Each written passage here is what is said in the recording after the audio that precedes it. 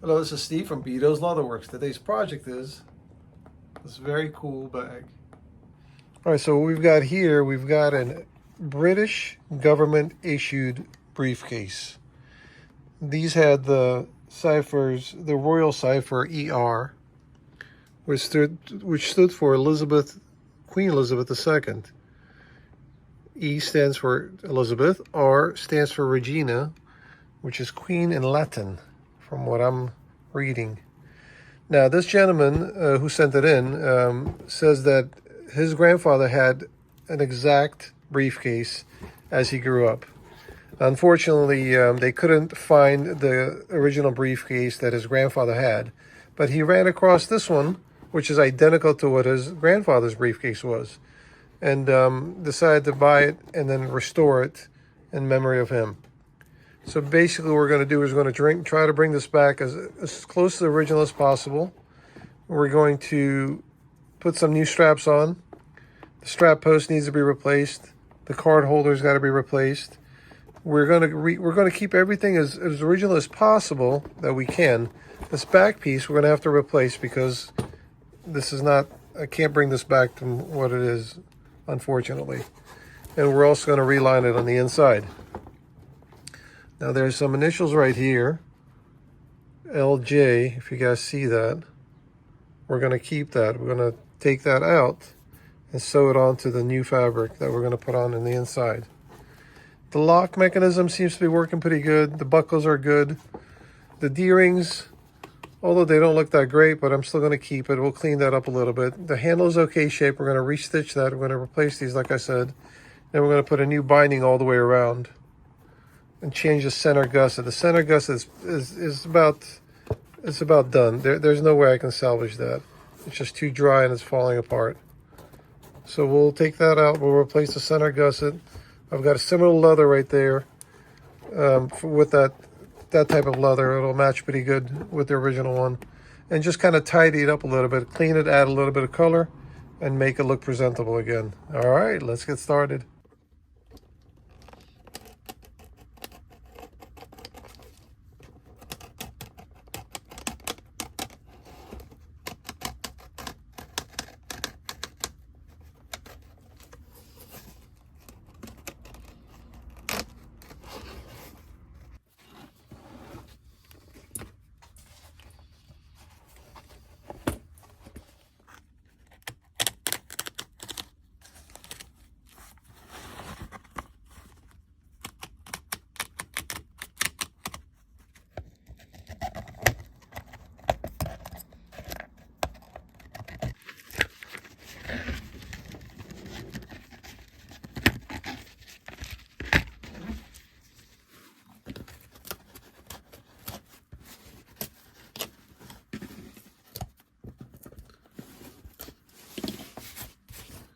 Surprise, surprise, surprise.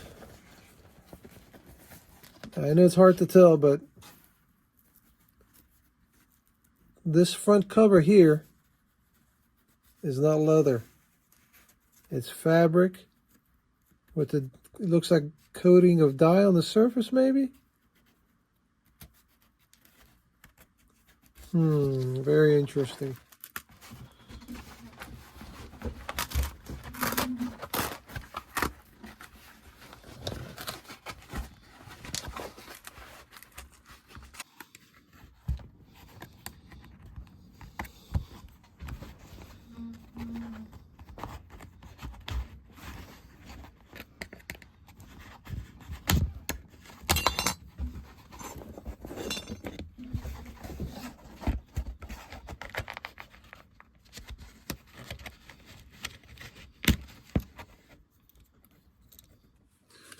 So we've got it apart. Well, the front flap anyway, we're just getting started.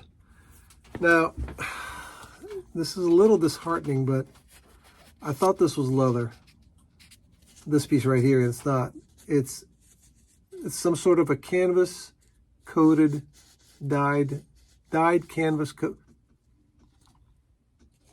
coated canvas, dye coated canvas. God, it's too early, man. So does that present a problem? Not really, but I was going to see if I could replace this back piece, but now it's not going to be partially leather, partially canvas covered, canvas coated fabric.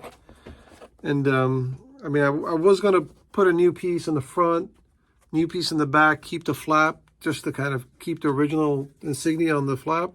But I think I'm going to just keep what I have. The corners are shot. The corner, it's just cardboard backing. They're just wasted. So we're going to have to rebuild the corners, give it some structural support, both corners, and try to reassemble it using the same piece of leather, same piece of fabric. So we'll see what happens. I think it'll be okay. I just was kind of shocked that it wasn't leather. Leave it to the British government. Just kidding. Let's continue.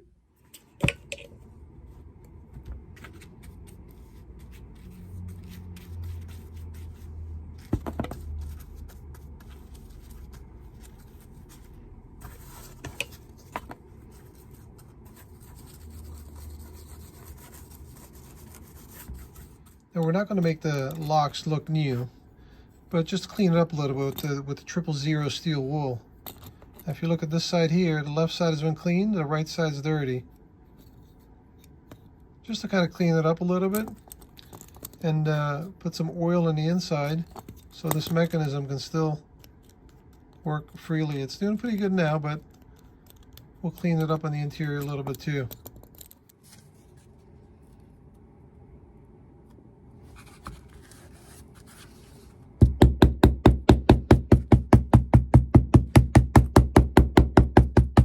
All right, so I glue the piece on the corner there, sanded that smooth, and once this gets glued back on and reassembled, you'll never know that there was a piece added on there. Did that on both corners. Now, the more I think about it, could I have replaced this piece with a new cardboard piece? I mean, I could have, but the problem is that this fabric, the more you flex it, the more it's going to start peeling and losing that pattern. You can see it here, right above the lock, where the strap has rubbed on there over time. The dye has come off and you see the fabric is exposed. So if I peel this off, I take a chance of losing that pattern, which is, you can't, you know, it's not going to look good if I do that. Now I can replace this piece with another piece of leather. That entered my mind also.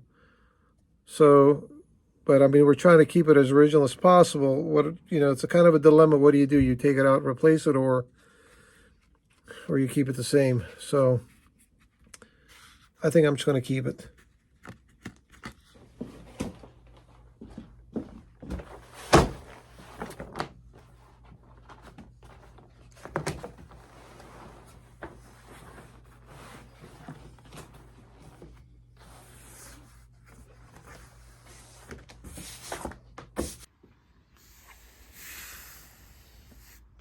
This is the epi leather for Louis Vuitton.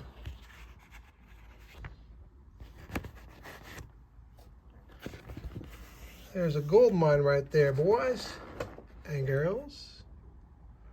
So this is the leather I'm going to replace the front or the back panel. I think I'm going to go ahead and do the front panel also. Well, we got to make some decisions now. Either we replace and be done with it, or just keep this, which I don't want to keep this. The only thing we're going to salvage, it looks like, is this front flap right here. This needs to be, not just the cover itself, the fiberboard, cardboard, chipboard, whatever you want to call it, that needs to be replaced. There's no way that we can bring that back. We can try to wet that and flatten it out, but it looks like it's kind of deformed a little bit. Let's see.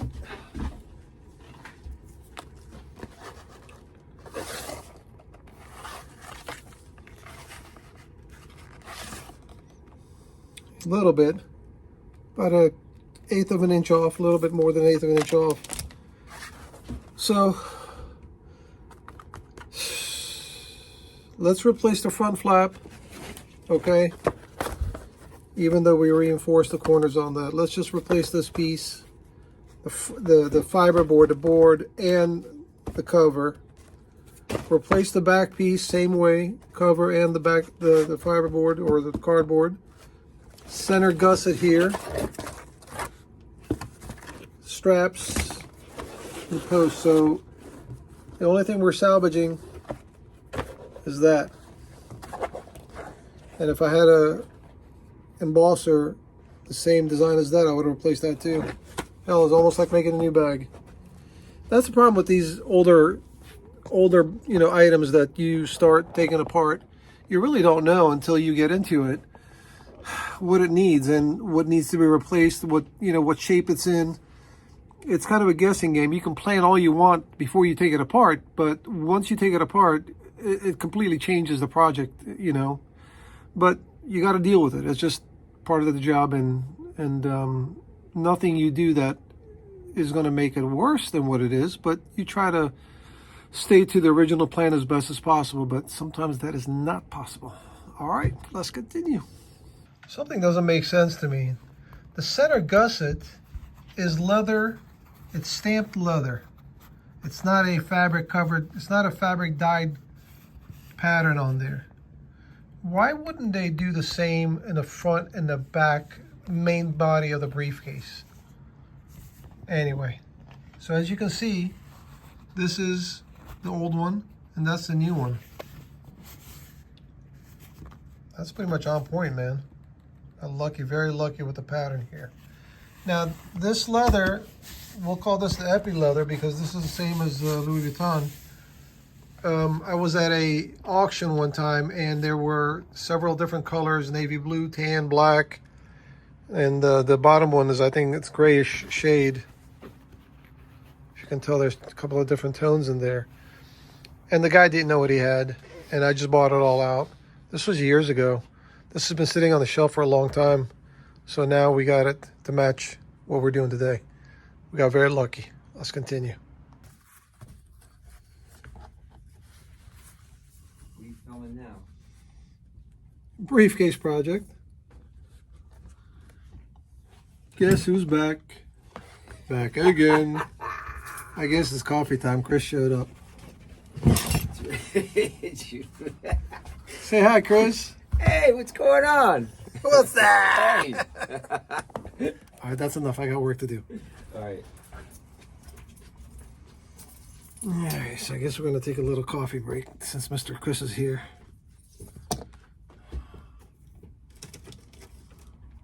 I think this is the better option. The best option, I should say that. I mean, I don't know, I had mixed feelings in the beginning.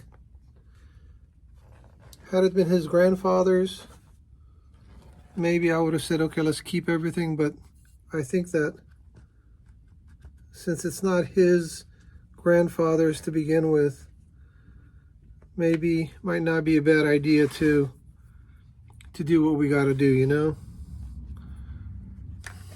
and which is trying to salvage what we can from the original one, but it's okay. It is what it is. It's okay.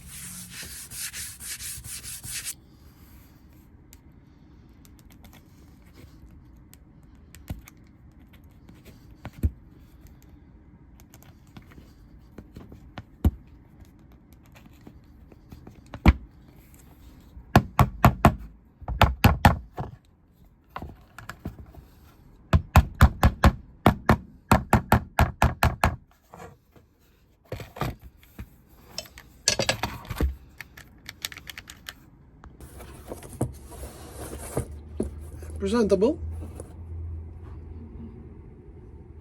Now, this leather wasn't thick enough by itself. So I backed it up with a 5 to 7 ounce leather, which we're going to do the same for the center gusset. That'll be 2 layers. So I'm peeling it off now. So I couldn't just use this by itself, so I had to back it up to make it a little bit more sturdier. All right, these are smooth cowhide leathers. Everything has been tied, made into knots so the stitching doesn't come loose. Put the rivets there with the washer, so there's no way that's coming out. So now it's very sturdy. So the front panel is done.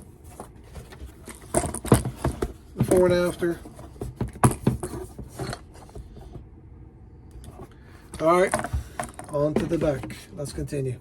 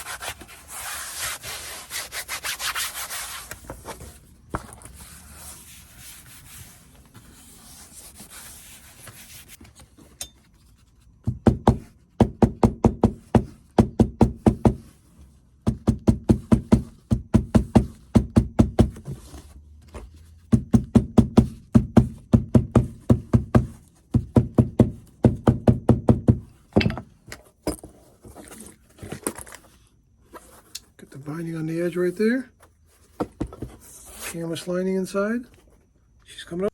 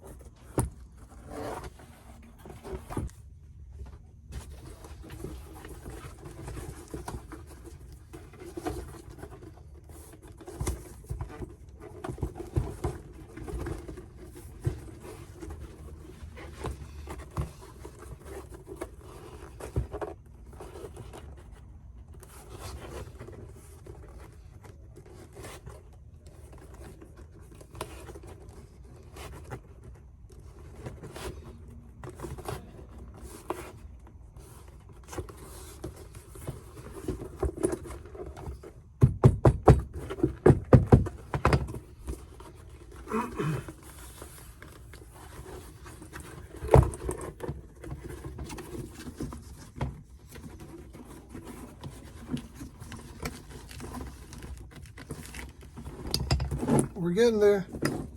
Slowly but surely.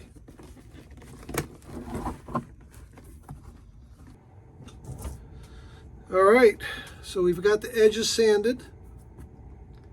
Smoothed everything out. The only thing is left now is to do the binding. Just a leather piece, same type of leather. Okay, the binding right here, and then the binding all the way around. And we put the that part of the lock there, condition it up, touch it up, and she'll be ready to go.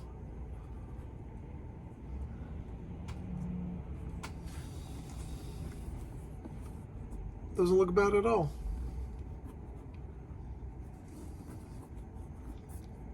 All right, let's continue.